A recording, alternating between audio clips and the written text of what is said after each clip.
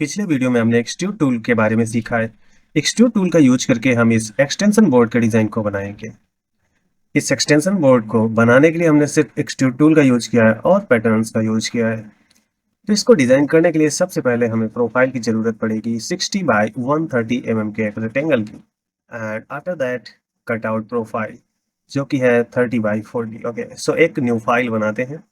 File में click करना है, देन न्यू, एंड हम एक न्यू फाइल यहाँ से बनाएंगे। इसके बाद हम आइसोमेट्रिक पार्ट टेम्पलेट ओपन करेंगे और सबसे पहले आप ये रेफरेंस प्लेन को ओपन कर लेना है और टॉप प्लेन पे हम एक्सट्रूड अप्लाई करेंगे। तो एक्सट्रूड फीचर पे क्लिक करना है, देन इसके बाद यहाँ से आपको कोइंसिडेंट प्लेन सेलेक्ट करना है और इस टॉप प्लेन को सिलेक्ट करना है।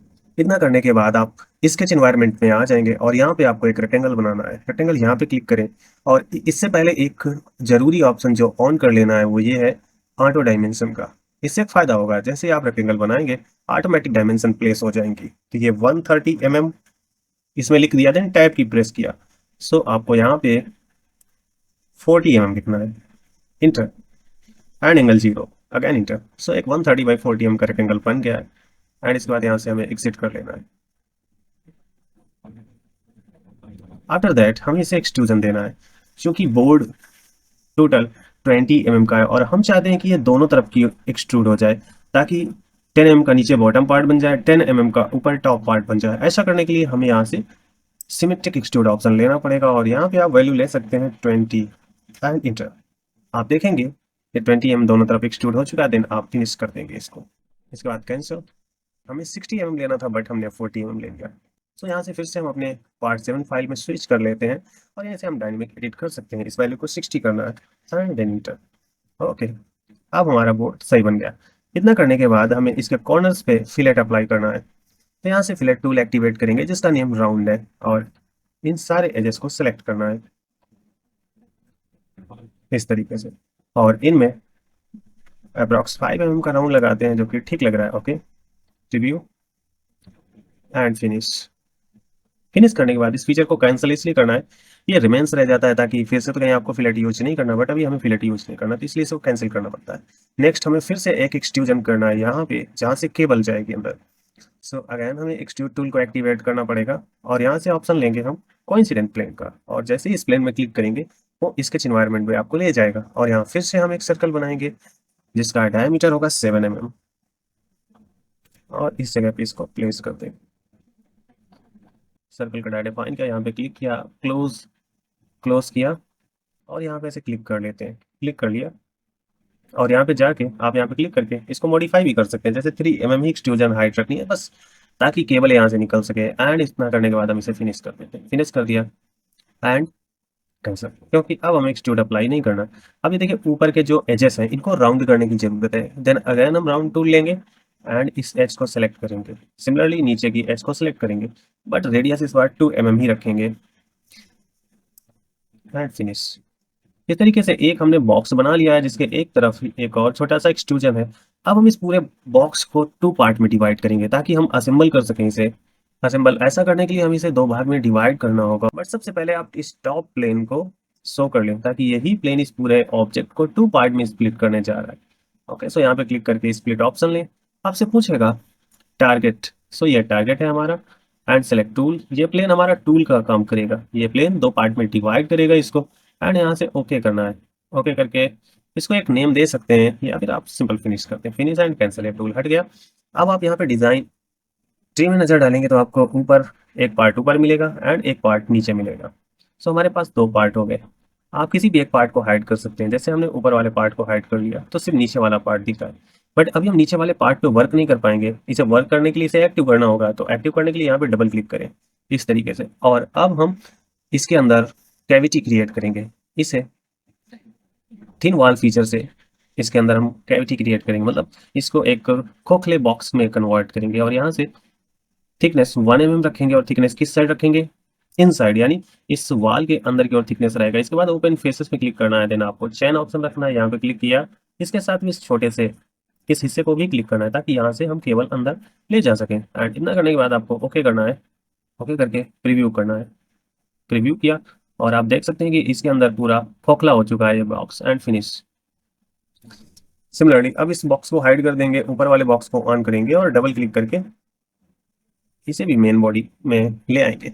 फिर से थिन फीचर लेंगे, ओपन फेसेस, इस पार्ट को सेलेक्ट किया और इस फेस को सेलेक्ट किया, simple. Okay, review and finish.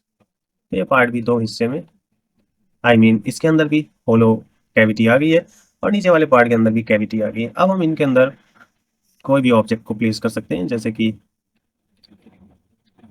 Socket को, ताकि हम इसे एक्सटेंशन के तौर पे बना सकें। अब सबसे पहले यहाँ पे हमें कुछ ऐड करने होंगे ताकि उनके अंदर हम सॉकेट को प्लेस कर सकें। सो कैविटी बनाने के लिए इस पार्ट को मेक श्योर कि एक्टिवेट हो। सो ये पार्ट एक्टिवेट है। फिर से हम एक्सट्रूड फीचर एक्टिवेट करेंगे। इस बार एक्सट्रूड होगा कोइंसिडेंट ऑन प्लेन, यानी इस प्लेन पे हमें फिर से एक स्केच बनाना होगा और स्केच के तौर पे हम रेक्टेंगल लेंगे। इसका डायमेंशन होगा 30x40 mm। इंटर। इसके बाद एक बार और क्लिक करना होगा। इतना करने के बाद आपको स्मार्ट डायमेंशन की हेल्प से इस लाइन और इस लाइन के बीच में 10 mm का गैप रखना है। एंड सिमिलरली इस एच और इस एच के बीच में भी हमें 10 mm का गैप रखना है, ऐसे। इसके बाद हम स्केच को क्लोज करेंगे, बाहर आएंगे और अब हम यहाँ से एक्सट्रूड कट ऑप्शन को एक्टिवेट करेंगे और नीचे की ओर कट कर देंगे। ये देखिए यहाँ पे कट हो गया। इतना करने के बाद हमें फिनिश कर देना है और इस फीचर को कैंसिल कर दीजिए। बट यहाँ पे इसके कॉर्नर्स पे हम राउंडिंग कर सकते हैं। दो तरीके हैं, हम यहाँ पे फिर से राउंड फीचर को लेके इसके चारों तरफ राउंडिंग कर दें, या फिर हम स्केच में ही जाके फिलेट अप्लाई कर दें। बट मैं रिकमेंड करूंगा कि आप 3D फीचर की हेल्प से फिलेट लगाएं तो ज़्यादा बेनिफिट होता है, क्योंकि इसको हम लाइव यहीं पे मॉडिफाई कर सकते हैं और एक साथ सारे फिलेट को लगा सकते हैं और मॉडिफाई कर सकते हैं। ओके, ये एज गलत सेलेक्ट हो गई। इसमें शिफ्ट दबा के क्लिक करेंगे तो इस एज को एक्सक्लूड कर सकते हैं और रेडियस 2 mm रखेंगे। देन इसके बाद ओके कर देना है, देन प्रीव्यू एंड फिनिश। इतना करने के बाद अब हमें यहाँ पे फिर से एक नया ऑब्जेक्ट ऐड करना है। सॉकेट लगाने के लिए हम फिर से एक्सट्रूजन लेंगे एंड एक्सट्रूजन लेंगे कोइंसिडेंट ऑन प्लेन, यानी इस प्लेन पे बनाएंगे। बट ध्यान रखें, नीचे वाला पार्ट अलग बॉडी है, ऊपर वाला अलग बॉडी है और जो सॉकेट लगेगा वो भी एक अलग बॉडी होगा। सो यहाँ से हमें एक न्यू बॉडी बनानी है, तो ऐड बॉडी में क्लिक करना होगा। इसके बाद अब हम इस फेस में क्लिक करेंगे स्केच बनाने के लिए।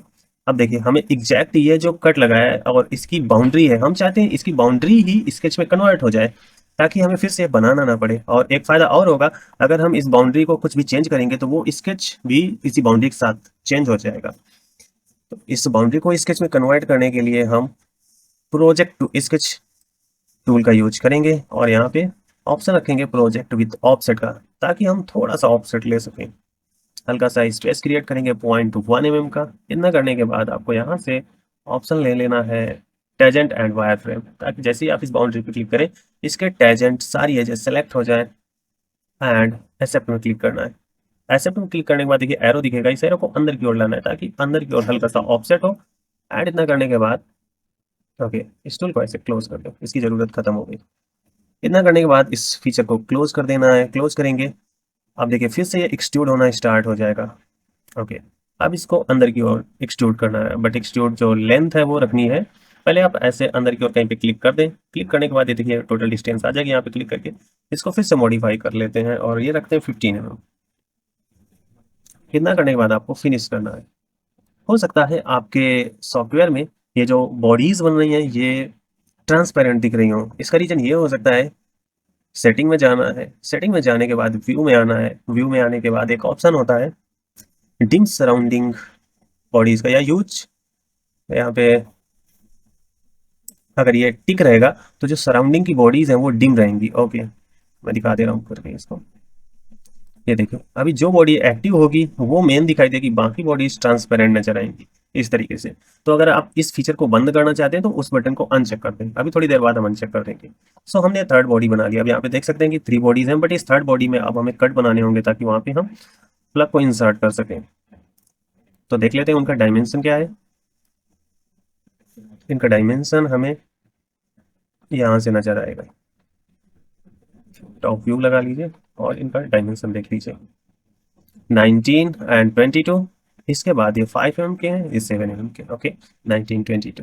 फिर से हम स्विच करते हैं अपने पार्ट 7 में, अगेन एक्सट्रूजन लिया और इस बार हमें मटेरियल रिमूव करना है, तो मटेरियल रिमूव का ऑप्शन लेंगे एंड इस प्लेन को सेलेक्ट करेंगे। सेलेक्ट करने के बाद फिर से हमें एक मेन सर्कल बनाना है, हमने बना लिया।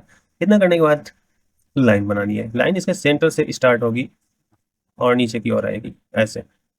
इतना करने के बाद इसे एक लाइन इस साइड की ओर बना लेते हैं एंड इसकी। ऐसा इसलिए किया है ताकि ये लाइनें हमारे लिए रेफरेंस का काम करें और यहाँ से हम कंस्ट्रक्शन बटन से इन लाइनों को कंस्ट्रक्शन ज्योमेट्री में कन्वर्ट कर लेंगे। तो देखिए दोनों लाइनें कंस्ट्रक्शन ज्योमेट्री में कन्वर्ट हो गई हैं। इतना करने के बाद सर्कल लेते हैं और इस साइड एक सर्कल बनाएंगे, इसका डाया 5 mm रखेंगे इसकी, और इस सर्कल को अपोजिट डायरेक्शन में मिरर भी कर देंगे।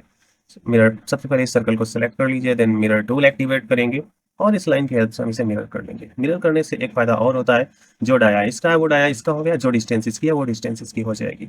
अब ये जो 8.39 डिस्टेंस है इसको फिलहाल मैं डिलीट कर देता हूँ और एक फ्रेश डायमेंशन लगाता हूँ।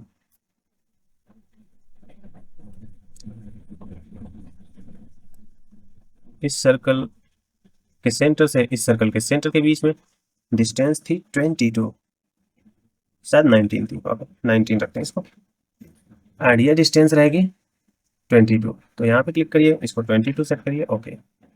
ये डाया 5 का रहेगा और ये रहेगा डाया 7 mm का। इसके बाद ये जो ऑब्जेक्ट है ये एग्जैक्ट इस बॉडी के सेंटर में रहेंगे, तो इनको एग्जैक्ट सेंटर में लाने के लिए आप हॉरिजॉन्टल वर्टिकल रिलेशन का यूज करेंगे।